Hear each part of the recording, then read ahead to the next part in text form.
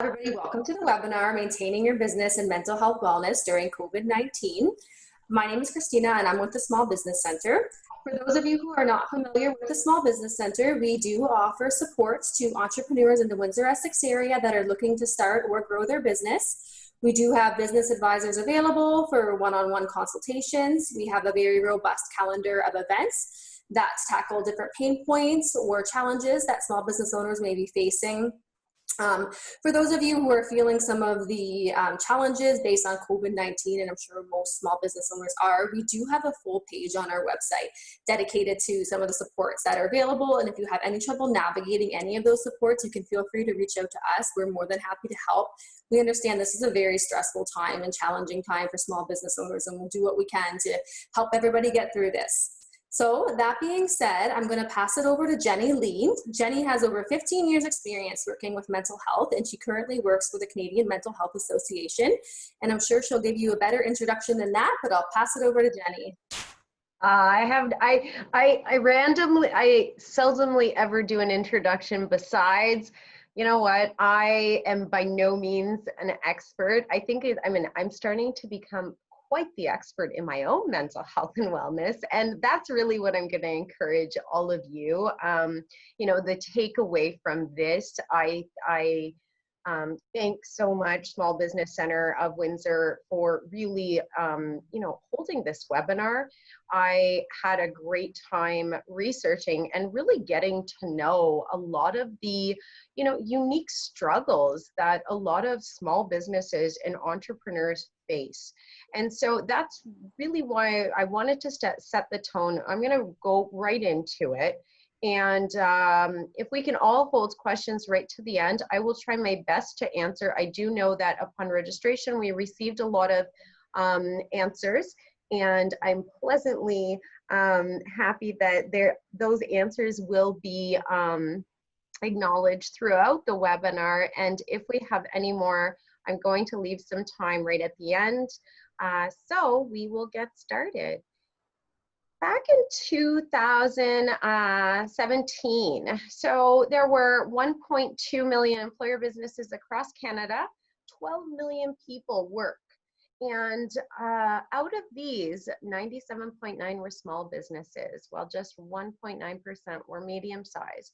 So it was really neat for me to do a lot of this background research and really just highlighting those unique stressors that come with entrepreneurship. So not only are entrepreneurs really responsible for the survival and success and sustainability of their company, but consequently, they experience a unique set of stressors compared to, for example, an employee. It's often said that small business is the backbone of the Canadian economy, and that when entrepreneurs succeed, so does Canada. So where I pulled a lot of my research from, and I'm going to definitely allow Christina to be able to send all of those handouts and resources so you can read.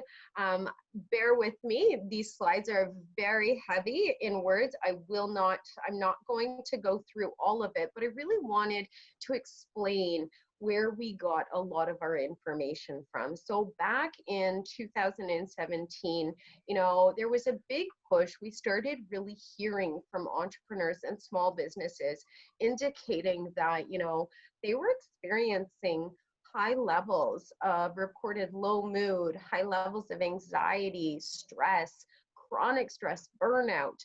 And so CMHA National, set out to really understand and provide a framework for what are some protective factors and what are some future practices that we can all address to help our Canadian entrepreneurs. So this document is called Going at It Alone, the Mental Health and Wellbeing of Canada's Entrepreneurs. So I believe, there was 417 entrepreneurs, small businesses that took part in this study. And out of all of them, nearly half of entrepreneurs experienced low mood and felt mentally tired at least once a week. Well, three of five, 62% felt depressed at least once a week. Another big key factor that I saw were, high degrees of stress in both business but also personal. So 67% were very stressed about business's cash flow and stressed about adequately fulfilling responsibilities at home and work, that work-life balance. And we're really going to get into some really key strategies to really incorporate that wellness in terms of finding that balance. What else could I tell you that was the next slide. What I found really fascinating was, really open to speaking about mental health.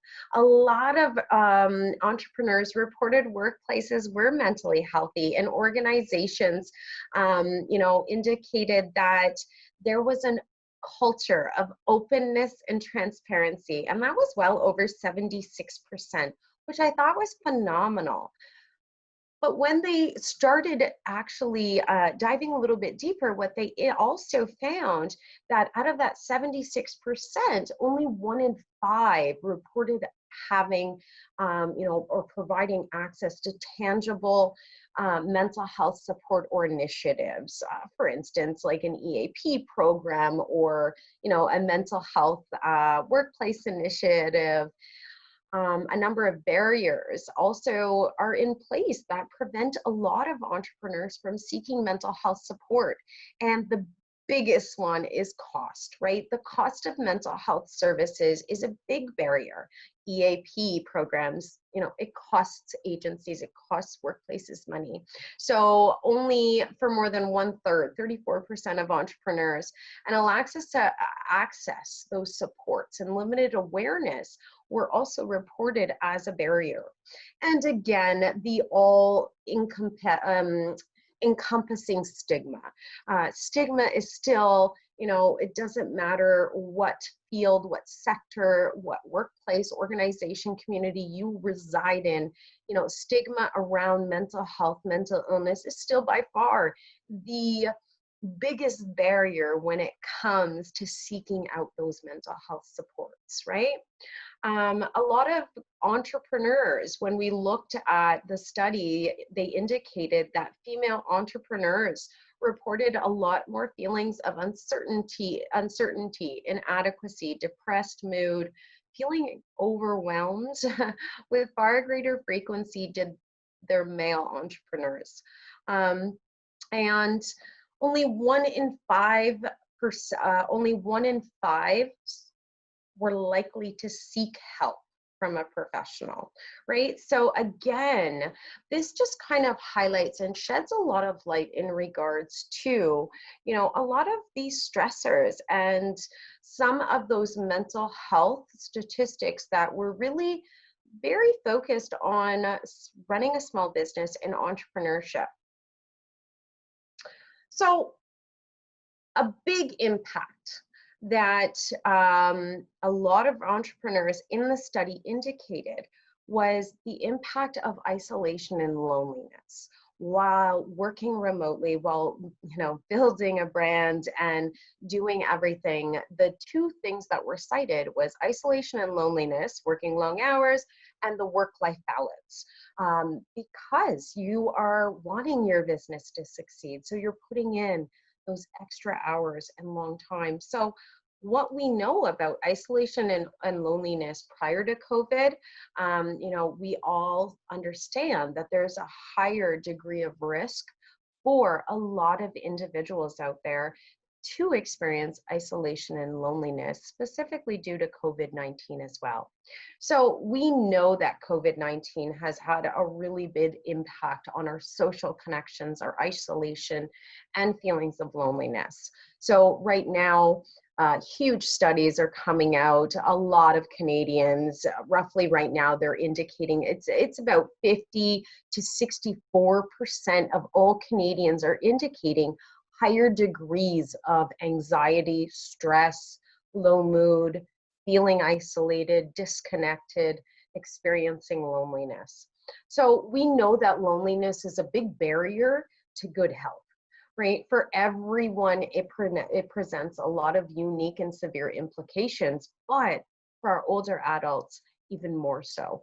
So that was a big part of the Going At It Alone survey. Was a lot of entrepreneurs indicated that they felt extremely isolated and lonely.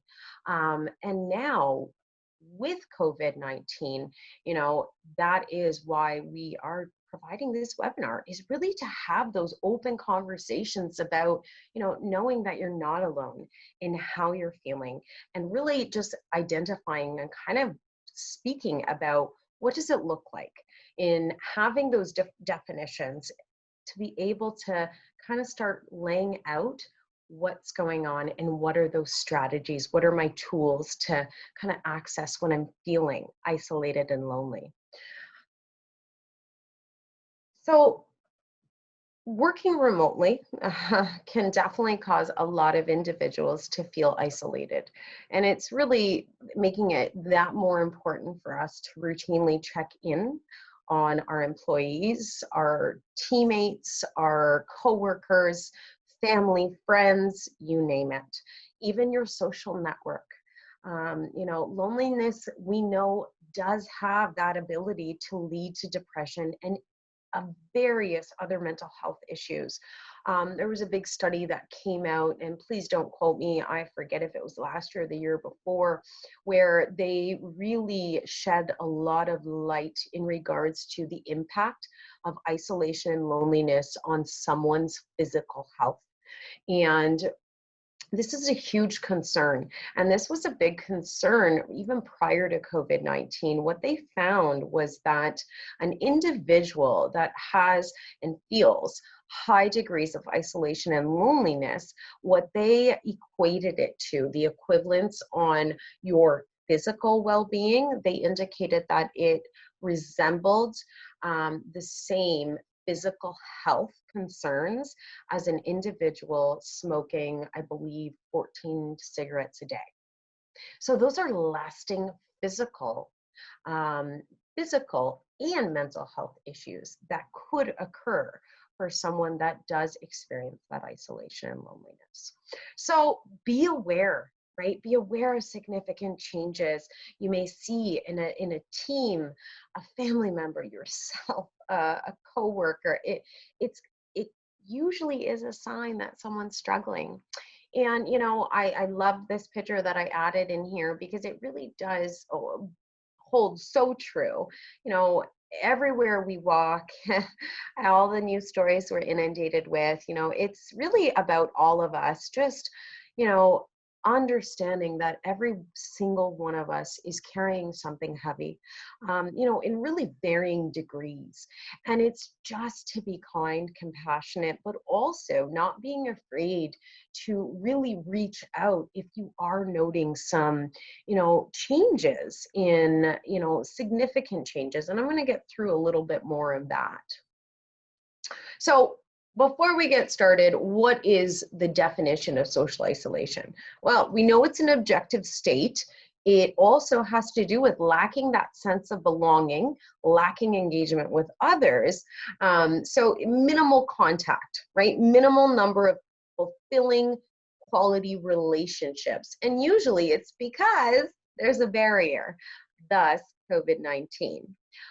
But when we remove COVID-19 as the barrier, I know a lot of entrepreneurs and small businesses indicated feeling extremely socially isolated, working long hours, constantly in front of the computer, not having a lot of time to really be able to connect.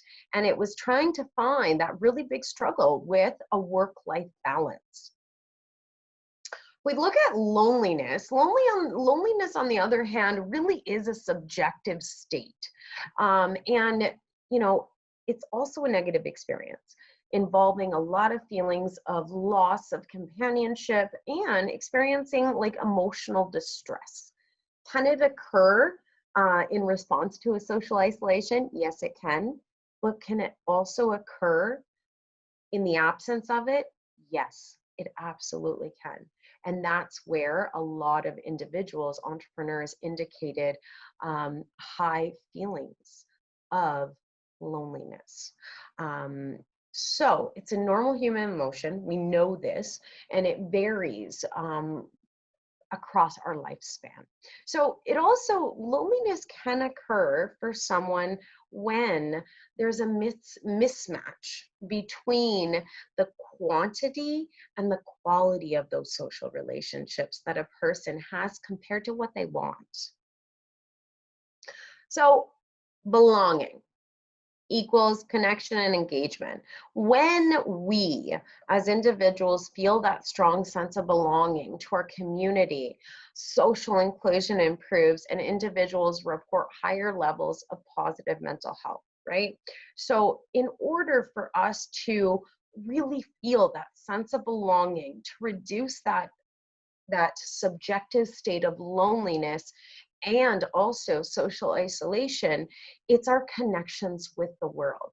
And right now, due to COVID-19, it's been strained to say the least, and we also have been adapting to our new formats in ways that we are providing, we're feeling that sense of belonging, connection, and trying to engage and still remain connected within our community as well. And, this speaks volumes to me, and that really has to do with our sense of belonging. And relationships really are that agents of change, and the most powerful therapy is human love. And that's a famous quote by Dr. Bruce Perry, phenomenal psychiatrist, leader in trauma. And it really spoke to me because when we feel, right, connections, when we are able to have that sense of belonging, whether it is in a relationship, whether it is tied to our community, to our customers, individuals we serve, that also in effect reduces that sense of isolation and experience of loneliness. So what are some key tips for maintaining our social connectedness? And, let's talk about some stress management as well. And I really tailored it and tried to be as specific for, all of you listeners. So resiliency, what is it? There are so many definitions, and I just really liked this one from good old Merriam-Webster dictionary. It's our ability to recover from or adjust easily to misfortune or change. Resiliency and mental health, these change over time. So for me, that's a good thing, right? We never stop becoming resilient. We are always able, I always tell everyone, you are carrying around a toolbox or a knapsack or a purse, whatever you envision.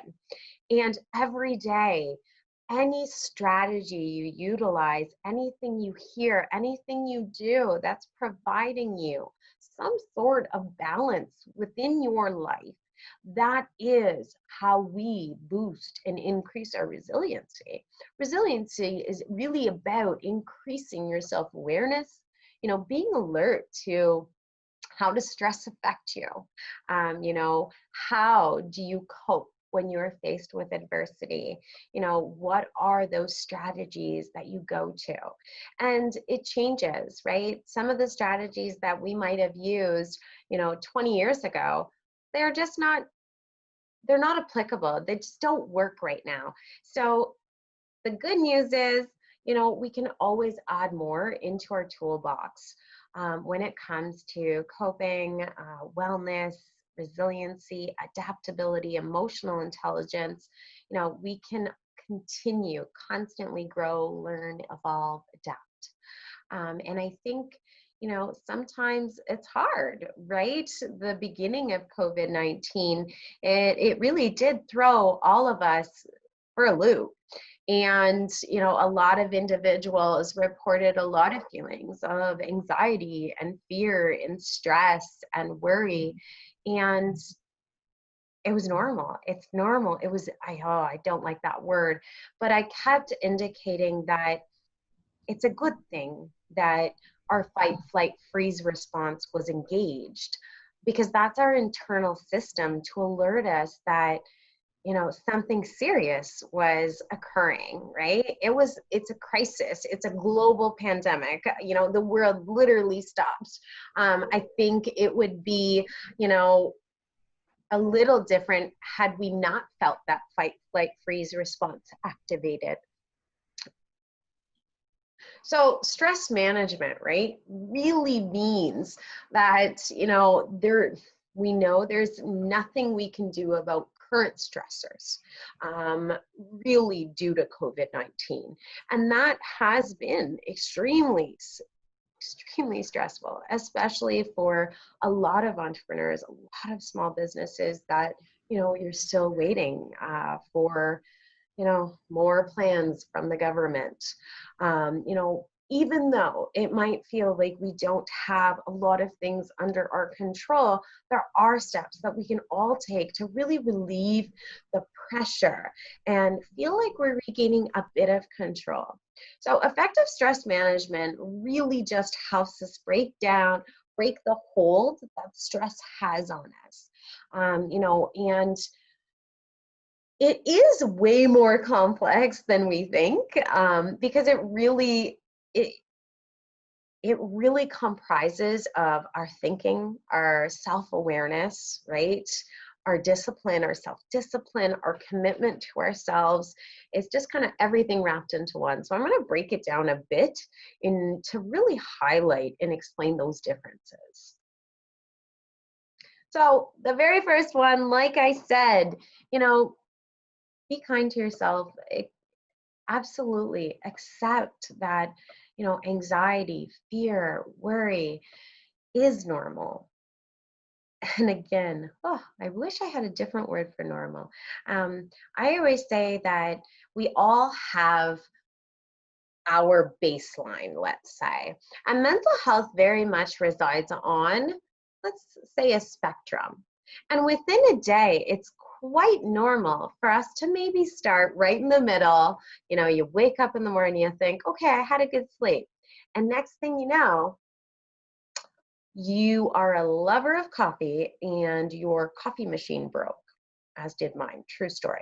So start out good, and then all of a sudden, one little thing can catapult us, right, to feeling increased stress, or we're on a deadline, right? So there are a lot of, you know, we have to be kind and accept that you're always going to have varying degrees of feeling, you know, a plethora of emotions throughout the day, specifically, obviously, an increase in probably different emotions that you've never experienced before, related solely because of COVID-19. Here's the thing. Again, you are your own world's expert in what helps you. You know, what hinders you? What are things that help you get through a tough event, a challenge, right? It's really important to be kind to yourself. It's an anxious and stressful time for a lot of individuals. And it's okay to, you know, feel more fear, increased worry, increased anxiety, low mood. What I will say is this: if you're finding that the anxiety, fear, worry, low mood is starting to get in the way of your functioning, it is taking up more and more of your day, you're finding it harder to turn that off, right? Then it's time to start really writing it down, right?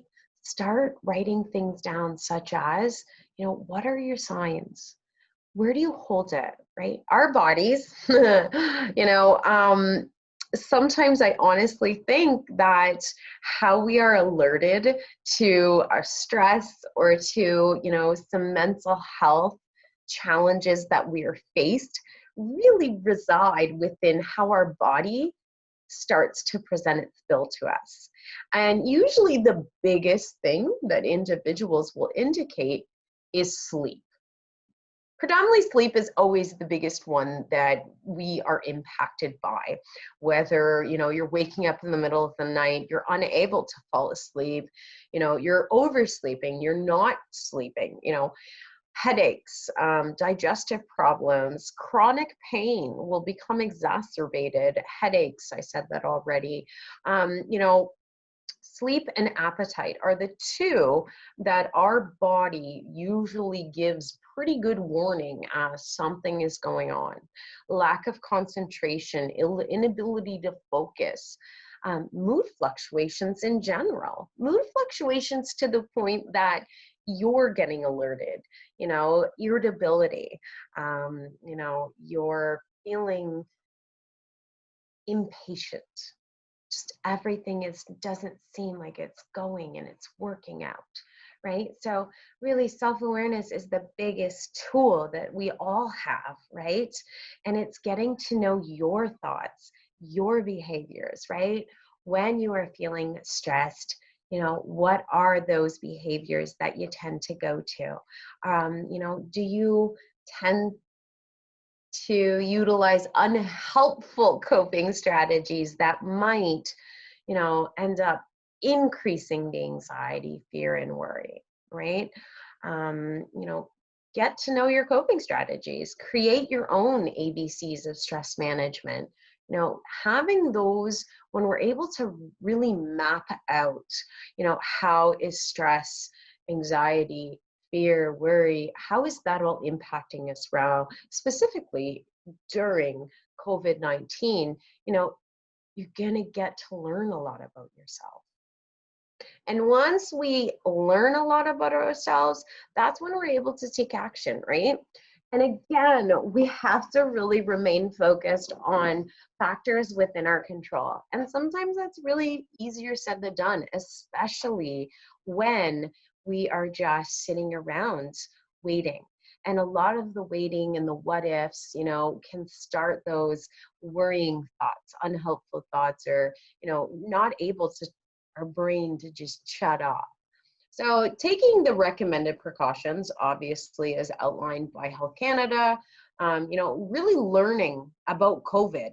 And I know that COVID-19 and a lot of it's ever changing, but really take a look, learn about COVID and understand, actual risk to yourself, to your employees, the people you care about. It really helps because then it can also make the stress and worry and fear, it can decrease it, make it less stressful. Seek out information from those reliable news sources only. And I really say that wholeheartedly. It is so easy to, I call them, I call them Twitter traps. I start with one and then you open another and you open another, and next thing you know, you've read, a lot. And it's really just adhering. So here in Windsor-Essex County, I would strongly encourage everybody. The health unit, the Windsor-Essex Health Unit, has done a remarkable job. And, they have everything on their website for managing your mental health and well-being during COVID-19. But they also have a really great page dedicated as well for business owners, right? For, how to talk to your employees, as a leader, as a supervisor, what can you do? So I can definitely send that link out as well. They've done a phenomenal job. And again, as best as we can, even if this becomes a mantra that you take on, it's taking that deep breath in, really telling yourself, I'm able to manage what I can, and I have to release what I cannot. And I added this. This was a really great infographic. So these are tips to reduce workplace anxiety around Corona. And the reason I brought this up was last week when our economy started implementing phase one, a lot more retailers, businesses were starting to open up. The biggest,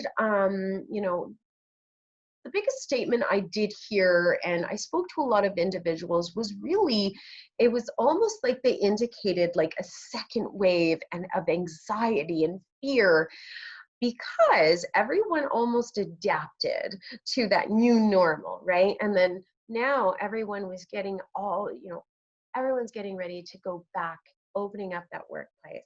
So the first line of defense is knowledge. And I heard from a lot of employees returning back to work last week that there was a lot more fear, a lot more anxiety, not knowing, am I okay? Am I going to be safe? Opening up, oh no, just lots of worry. And here's the thing, it's absolutely normal for us to, again, feel that fight, flight, freeze response, because it's alerting us that it's something that we want to be cautious in reopening. We want to ensure that we have everything in place before we open those doors. So how can you help, individuals that are probably or most likely experiencing increased signs of anxiety, and it's just educating, always keeping lines of communication open all the time, ensuring employees are aware of those preventative protocols, and where can they go to access that emergency, those emergencies numbers, those resources of medical attention. So again, being thoughtful about the need for work-related travel, associated locations, encourage workers to stay home if they're experiencing symptoms, providing accommodations to employees to the point of undue hardship. At the end of the day, it just simply validating and just acknowledging, I get that you are experiencing increased anxiety. It is scary. I read this fabulous article that really indicated that the anxiety and the fear and everything that we were experiencing as the businesses were all opening up last week, that it was actually quite humanly normal. It's a normal response, again, because that is our resiliency, that is our adaptability. We are trying to ensure that how we are going about it is going with that not perfect, but going in with a plan in place helps reduce the anxiety. So it's really just keeping those lines of communication open, really encouraging, employees to reach out and, please call, encourage them, provide resources. If a worker's anxiety really becomes unmanageable and it starts to affect their work, it needs to be addressed. So it's activating some mental health gears, simply saying, I've noticed, or, you've told me that you're experiencing a lot of anxiety and fear upon returning to work. How can I help you? And again, most of the times, we forget that an individual who holds the power in regards to their mental health. And again, we also have to be, it's really a balance, but sometimes we can work with an employee to kind of, formulate a return to work that helps them, but also keeps up productivity as well, to ensure that the individual really feels supported, validated, and there's steps to help ease an individual back into things. Again, these are times like no other. I did that picture on your right hand side, if that's where you're seeing it. I did check out the WindsorEssex Small Business website. It is phenomenal, like Christina said. I love how everything is on there. I highly encourage everybody to go there. I am not a financial guru in any sort of way, but that is, I can't discount, that is top stressor right now for so many of you. And really what the experts in this field, I am going to definitely refer back to the WindsorEssex Small Businesses, because all the resources that are on there. And I know right now the government, Ontario government, is constantly changing resources added for COVID-19, or updates to the emergency wage subsidy program, grants. There's so much.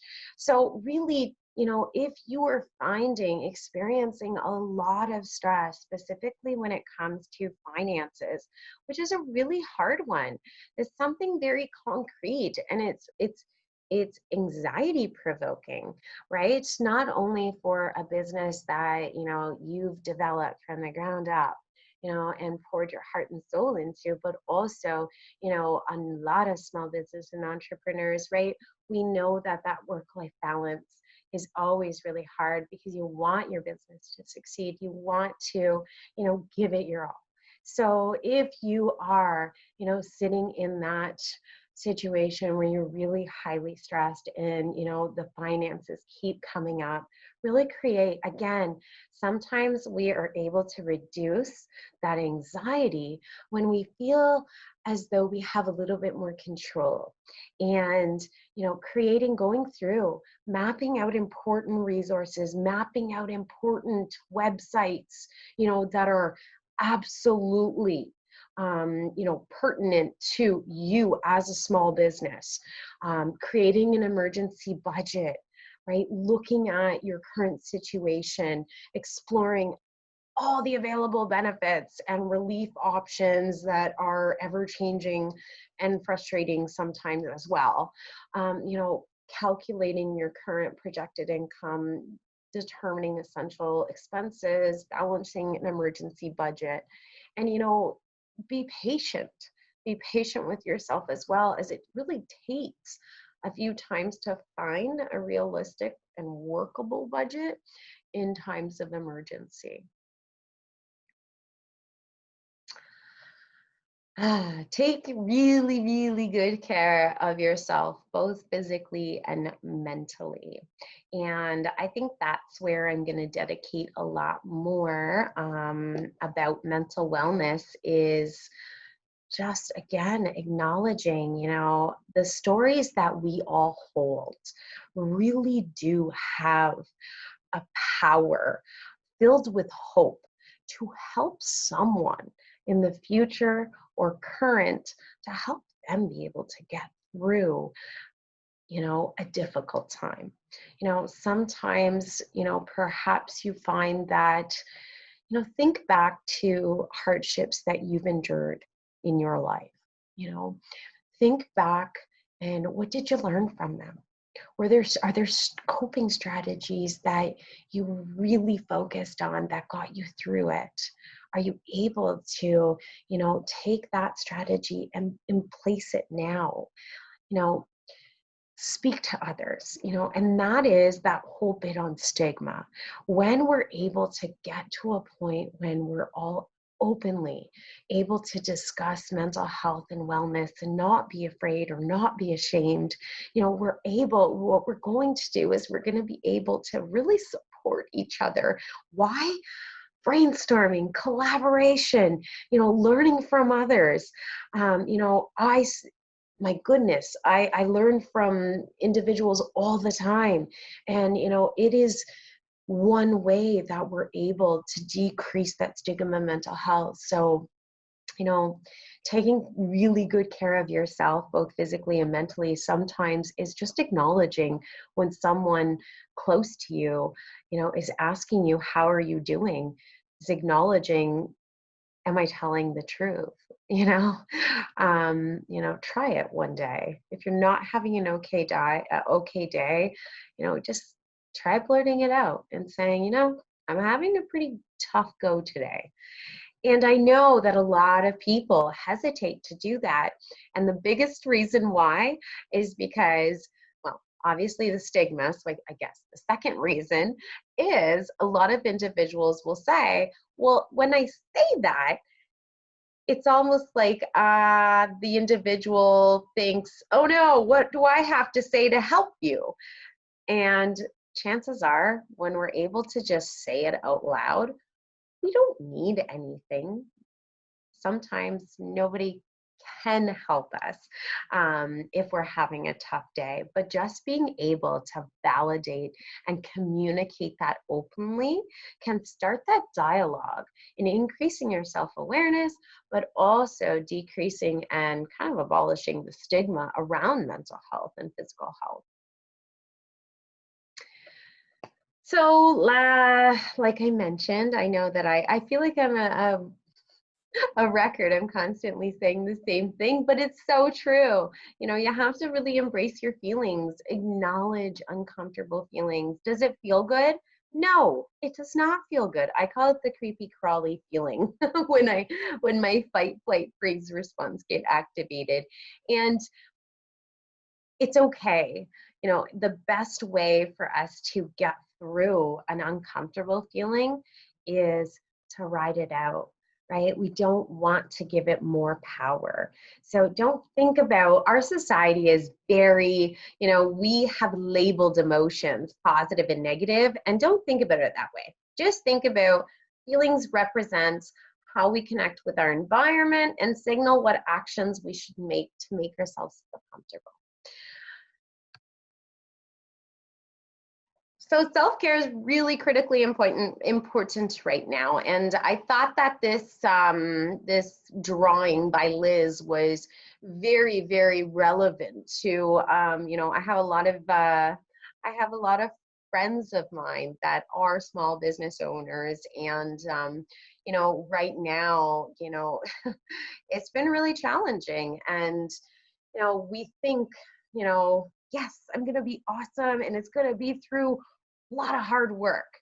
And what it actually looks like is creating that work-life balance for yourself, really acknowledging that, it's critically important to take care of yourself, to lean on those social supports, to get enough sleep, hydrate yourself.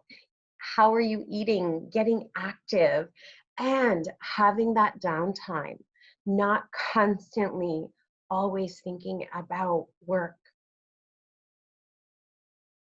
So saying no is a really healthy boundary, and it's hard. It's hard to say no, especially when, maybe you find yourself that person that is that helper. You just, yes, yes, yes.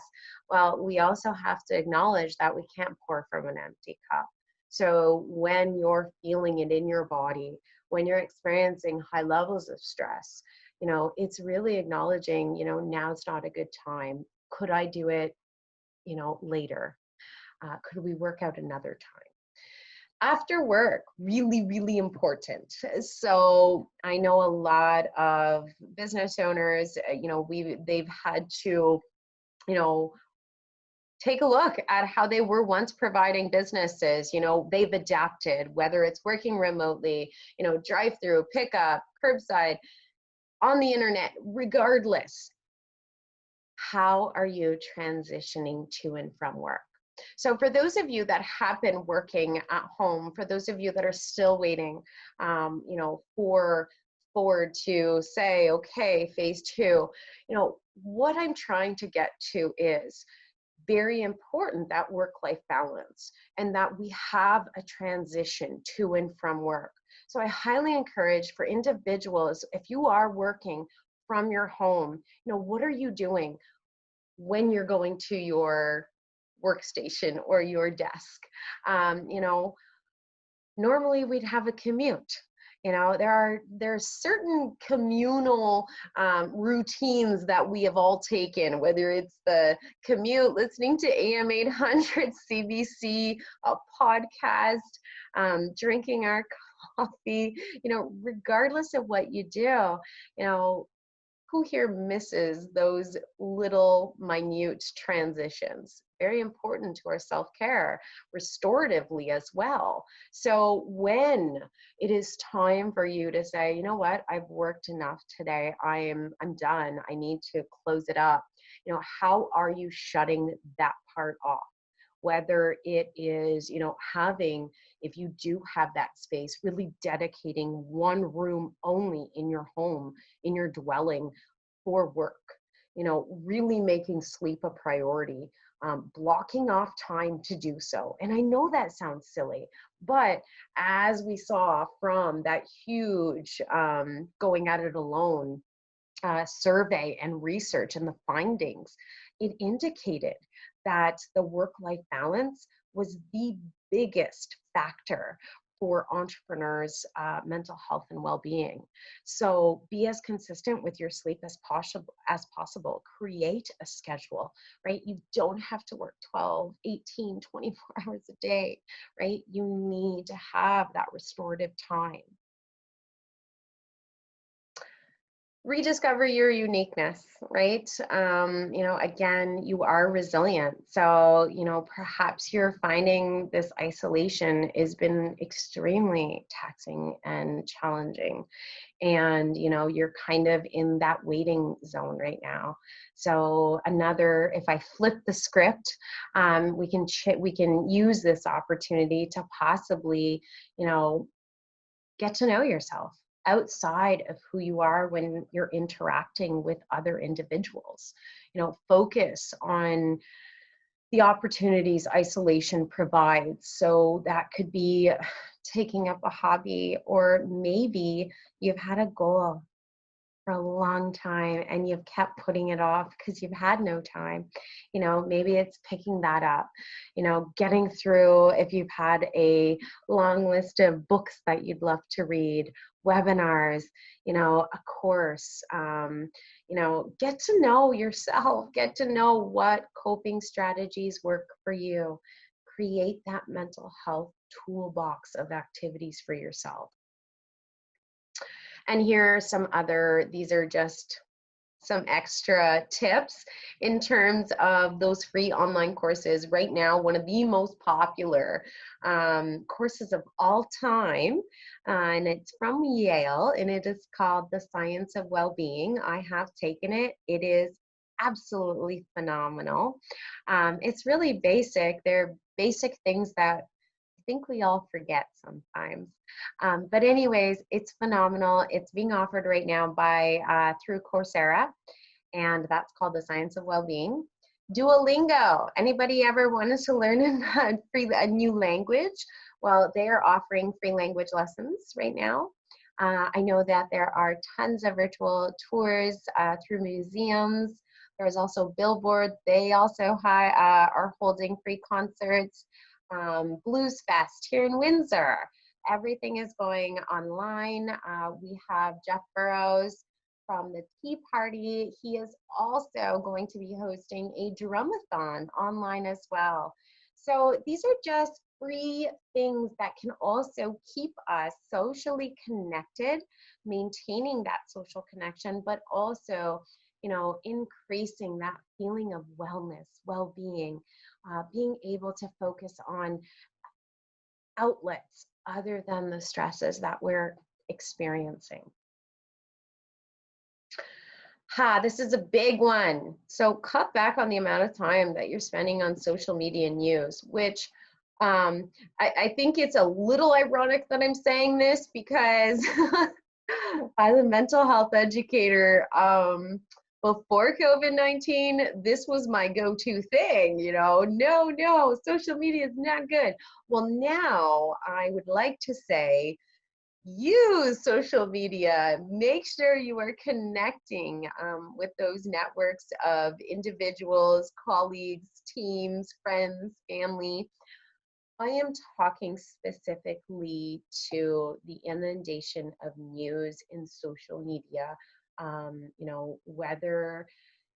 Think just later tonight when you're scrolling through Facebook, Twitter, Instagram, whatever, social media modality you utilize, really think and be aware when you're scrolling how something is sitting with you. As you're scrolling, if it leads you back to thinking about work, is it leading you to experience fear, worry, anxiety? And if it is, please make a commitment to set time to unplug, set some time aside. Disconnect from social media outlets for a while, or just mute some or unfollow some. Do something fun and healthy for yourself instead. And limit checking the news, especially at 2, 3 in the morning.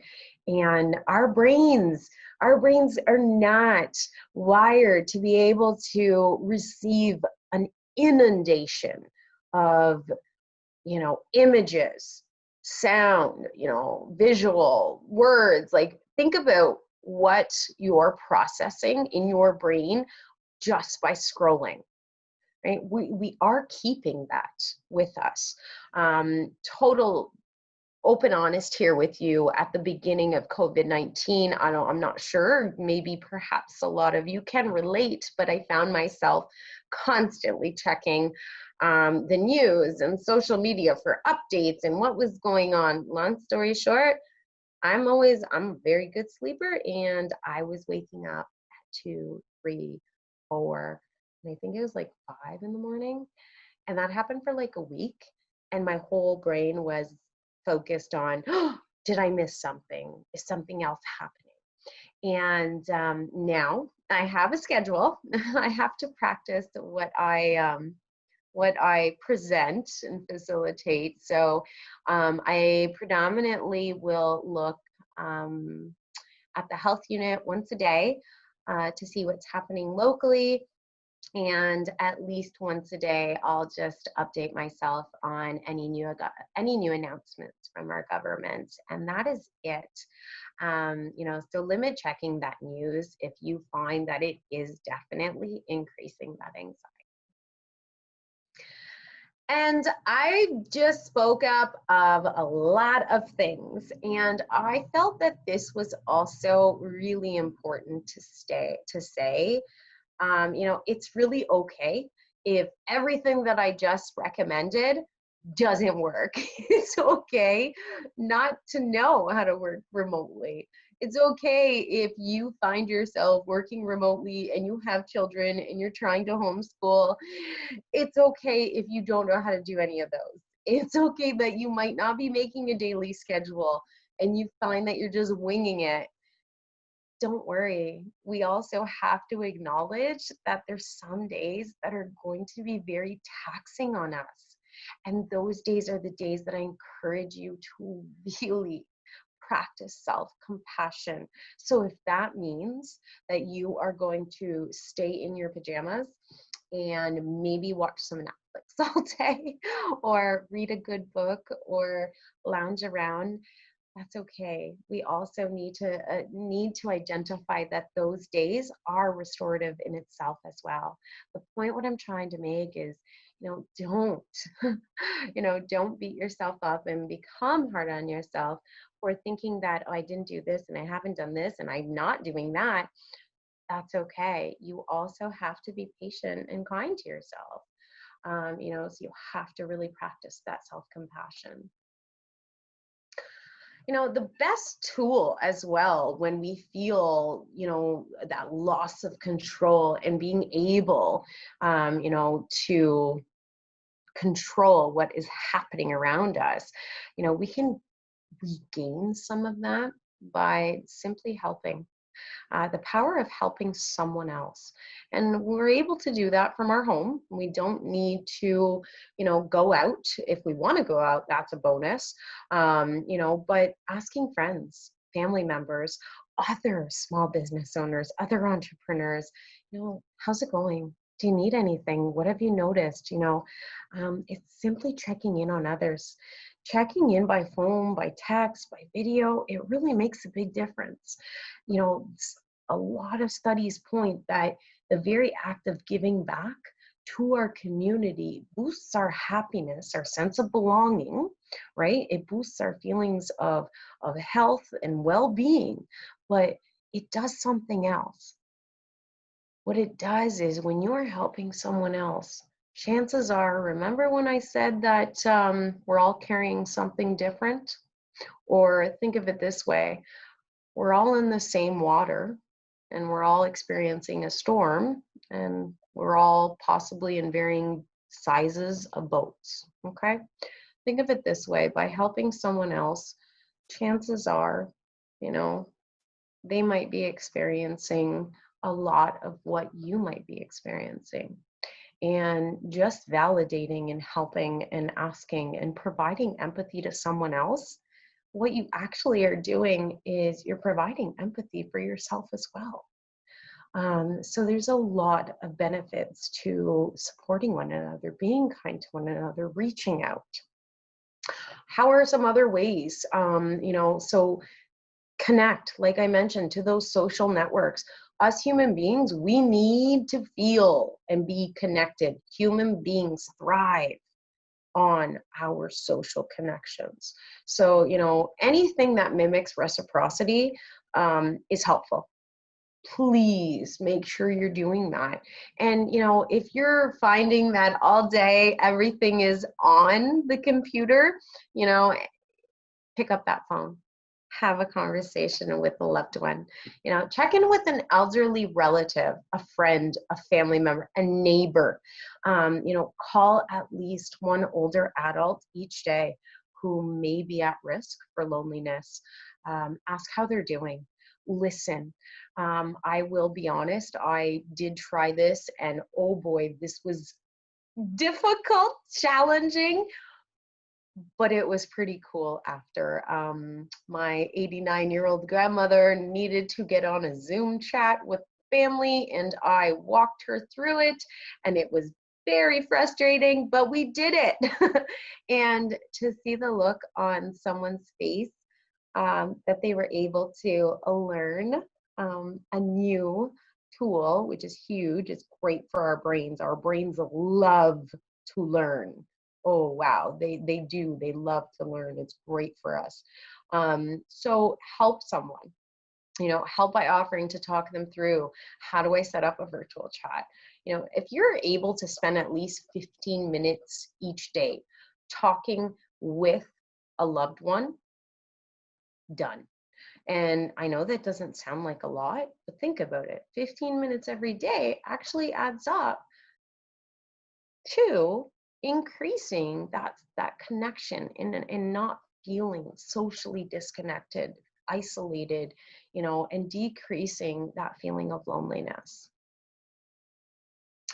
Again, right, so two ways to overcome loneliness really is you want to nurture those relationships, or you want to form new ones. So connect with your colleagues and do me a favor.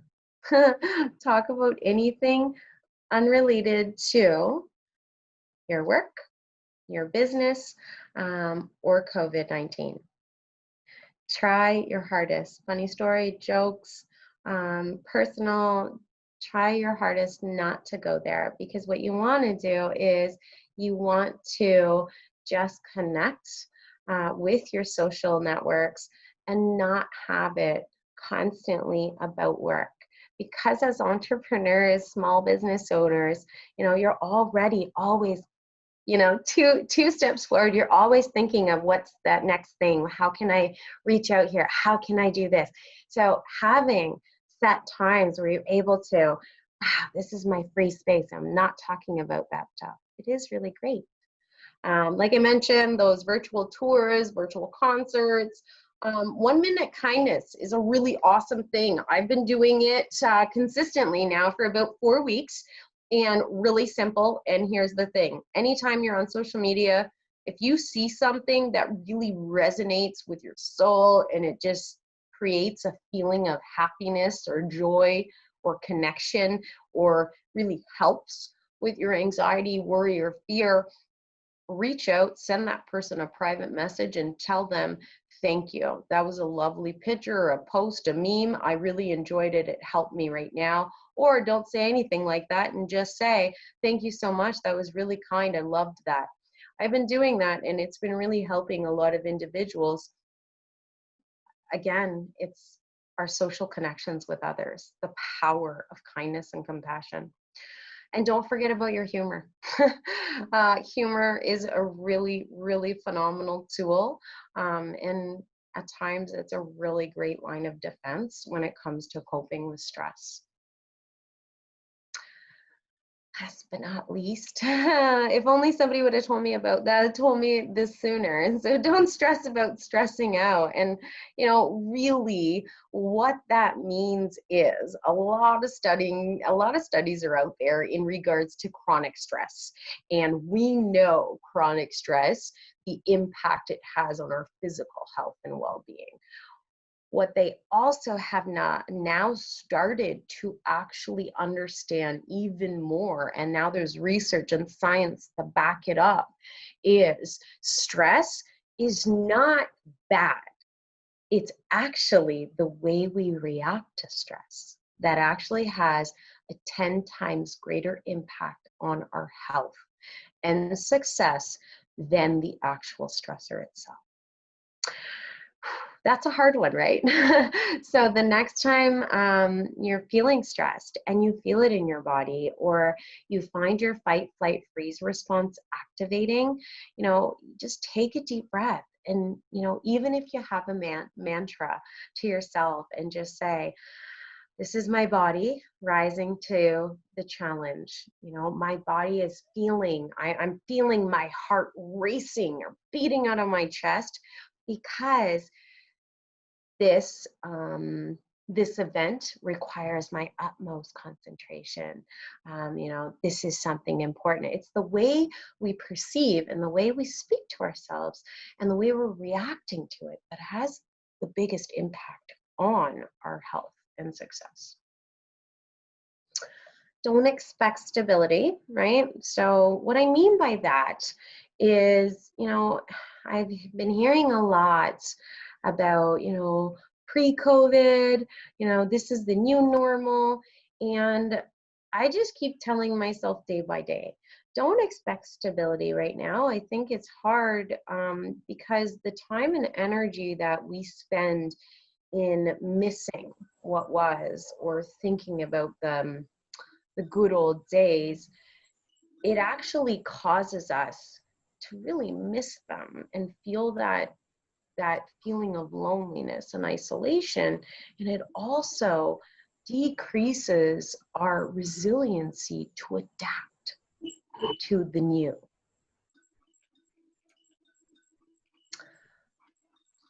So find ways to stay relaxed. So again, I'm just kind of summarizing. I'd love to leave a little bit of time, right, for Q&A. So again, you just try your best to get to that pre-pandemic routine as much as possible. You know, chances are you were doing some things in your routine that really were, you know, providing you a lot of self-care and, you know, relaxation. So give yourself leeway to make adjustments, but try to continue to do those things that really helped you prior to COVID. And don't forget, please take regular breaks, constantly, always walking, you know, quick walk around the block, playing with kids, healthy snack, coffee break, you know, again, keep things in perspective. Something else to constantly, you know, instead of missing those good old days, you know, having a new mantra where, you know, this is a temporary period and our efforts, we're all helping, we're all in this together. Our efforts are helping the greater community, you know, and again, I can't say this enough, map out important resources. You know, the small business, you have a phenomenal website. So again, you know, ping or, you know, make sure that you highlight the most important websites for yourself. Make sure that you know, where do I go for help? Can I speak to someone? You know, do you have EAP? If you don't, what are some other options you could provide to you know, your employees, or what are some other options you can access? And I'm going to go through that, but I just want to finish off by I have 3 more slides, bear with me. So mindfulness, a lot of stuff has come up in regards to mindfulness, and it's nothing but great. And mindfulness is something that we can all start to slowly practice, to really reduce that stress. And what is it? So for those of you that are new to this concept of mindfulness, it really just means maintaining a moment by moment awareness of your thoughts, your feelings, your body, surrounding environment, and think about it this way, non-judgmentally. And that's hard. So think about this. I'm holding a coffee cup. I feel the weight of the coffee. I smell the coffee. Smells good? Nope. I can't say good. So what you want to do is you just want to be non-judgmental. You want to accept it is what it is. So being able to practice mindfulness, what it does is it really is bringing us to the here and the now. So when we think about anxiety, right? Where does anxiety tend to take us? Anxiety, think about it as fast forward. Anxiety, we worry about things in our future. The what if worrying, right? It is constantly thinking about what's going to happen, what can happen. And when we think about a lot of our worries, our stress, our past experiences, right? It's focused in our past. Mindfulness is us acknowledging of being just right here, right now. And that's a great tool to help us when we are feeling stressed, anxious, worried, fearful. So really quickly, how does it work? So if everybody wanted to just take a moment and take a deep breath in. And as you're taking that deep breath in, okay, what are you doing? It's you're purposefully attending. You're paying close attention to how does it feel when your belly is expanding, right? And you're holding that breath. And then as you exhale, what is happening within yourself, right? So now you're feeling that air coming all out, right? And that's mindfulness, is trying to ground ourselves in the present moment by taking really big notice of those deep breaths, right? Think about a newborn baby. How do they breathe? You usually will see their bellies go up and down. That's called deep breathing. And there's something about that. We are all programmed to be able to provide, to be able to self-soothe and regulate ourselves with the power of our breath, right? So it can help with distressing thoughts. It can help with those feelings of anxiety, worry, fear. It can help us remain or feel like we're becoming calmer, and it helps us think more clearly and make better decisions. So if you all want, I'm not sure, I'm going to try it out. Sometimes it works, sometimes it doesn't. So I'm going to make sure that I have my computer sound on, and we're going to try. This is a simple introduction to mindfulness. It's called Take 5. It is my favorite. This is how I got introduced to mindfulness about 5 years ago, and pretty easy, and it's going to take 30 seconds. So I really encourage everyone, if you hear it, and if you don't hear it, just follow along, but I'm pretty sure you're going to be able to hear this. Hey everyone, Corey Mascara here. People are always asking me for, what is a simple strategy that I can utilize throughout the day, in addition to my formal meditation practice, just to reground myself, recenter myself. And one thing I learned recently that I've found people seem to love is this strategy called Take 5, which you can do if you only have 30 seconds. So I just want to share it with you here. It's really simple. I say we do it together. Take out your left hand, and just place it in front of you like this. And I want you to take your right pointer finger and place it right in the palm of your hand, right around your wrist. Now what we're going to do is slide the pointer finger up the thumb. And as we do, take an inhale through the nose, and then slide back down with an exhale. Slide up the pointer finger, inhale, and then back down, exhale through the mouth. Slide up the middle finger, inhale, back down, exhale. Ring finger, inhale, back down, and then pinky finger, and back down. All right, so that's take 5. If you were feeling really ambitious and you had a ton of time on your hands, you could do take 10. You can do it on the other side as well. You know, this is a simple strategy that you can utilize really at any point throughout the day when you first wake up, while you're at work, while you're in the bathroom, before you go to bed. It really doesn't take that much longer than 30 seconds. And there's something about the tactile nature of this, of sliding the finger up, feeling the sensations of the hand, and then syncing that with the breath that really does seem to engage the parasympathetic nervous system and help settle us in. I hope you enjoyed that. If you, any listeners, if you have little ones, highly recommend, really fun. You know, when my daughter was younger, she would walk around going like this, I'm taking 5, I'm taking 5. So there really is a lot of power in just doing a 30-second take 5. It's just acknowledging and really using your grounding techniques, you know, to really help calm down, settle you in. So last but not least, you know, it's really important that everyone in our community really know where do you go to access those resources? What can you tell a colleague, a family member, a friend, an employee? So we now have the Mental Health Addictions Urgent Care Center that is located at CMHA. This is a collaboration between Hotel du Grace, Grace Healthcare and CMHA.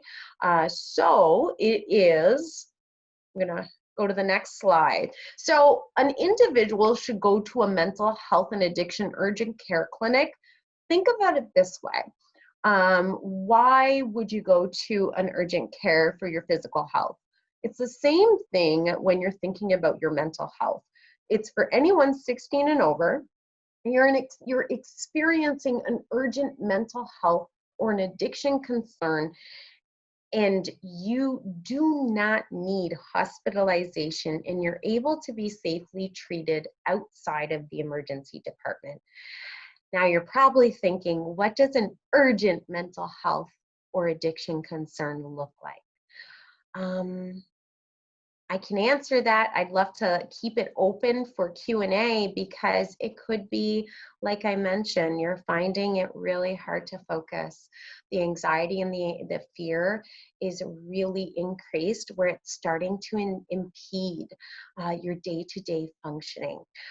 You're starting to notice feelings of hopelessness. You're starting to really notice how it is affecting your physical health as well.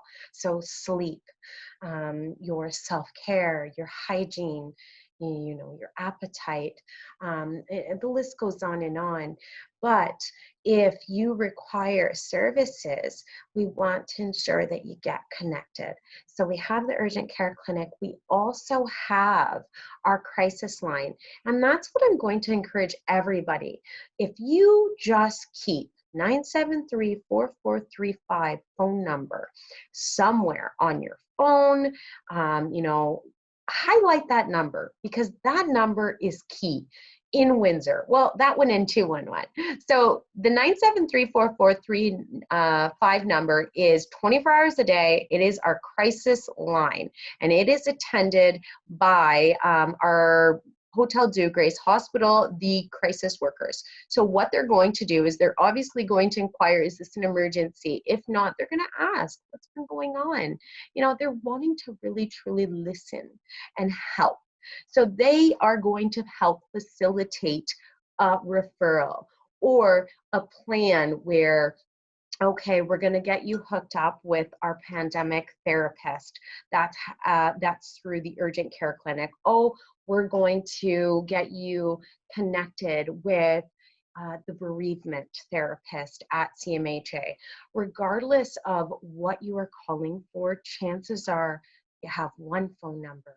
And, you know, Windsor was amazing in this regards in the collaborations and noting that it's really hard to open up and share your story. So to think about sharing your mental health story with 10 people and trying to find the best fit, you know, our communities really rallied around only calling one number and not having to tell your story 5 million times, but just once, in ensuring to get connected to a proper service. So that is through Hotel Dieu, Grace Hospital. That is the Crisis and Mental Wellness Center. Our CMHA Coordinated Access team resides there. United Way and Family Services, along with the COVID-19 Coalition, they have also created a non-emergency counseling by phone, and again, 24 hours, okay? This is phenomenal. You know what? When do we find ourselves lost in thought, worried, anxious? You know, sometimes it really is at 1, 2, 3 in the morning. Having those key numbers, being able to just let it out, you know, disclose to someone your fears, your worries can really help. And that's available 24 hours a day, 7 days a week. So again, here are our important numbers here in Windsor, Essex County. So we have the Urgent Care Center, the Crisis and Mental Wellness Center, our crisis line, and again, RCC, Regional Children's Center. They also are accepting referrals and are assisting. So nothing has changed in terms of our access to services.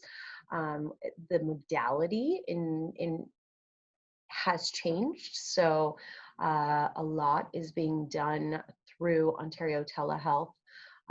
Everything is confidential and it's perfect. It's good that way. Some are doing face-to-face sessions, and again, that's case by case. And again, well, our community is pretty phenomenal. There's been a lot of amazing, you know, community organizations. So we have the WindsorEssex Food Helpline. We have the support line I spoke of. We also have the WindsorEssex Seniors Call Assurance Program. And if all else fails and you forget all of these phone numbers, I promise you, call 211. They're phenomenal. Just let them know, hey, I listened to a webinar. Somebody told me about a free phone number they will get you connected. And last but not least, like I mentioned, you know, if you are concerned about someone, the best thing to do is get a dialogue started, you know, and you yourself, you know, make a commitment to yourself that the next time somebody asks you how you're doing, and if you're feeling stressed, you know, it's okay to say, well, I'm not having a very good day. Thank you for asking. And chances are that person's probably going to say, oh, is there anything I can do? And you can just say, no. Because most of the times there's nothing someone can do for us, but it feels so darn good to let it out. So if you are concerned with someone, just let them know, hey, I've been noticing, you know, I want to help, you know, would you like to talk? Try to make plans, you know, respect, compassion, empathy, just remember those 3 things and help assisting someone by just connecting them with supports.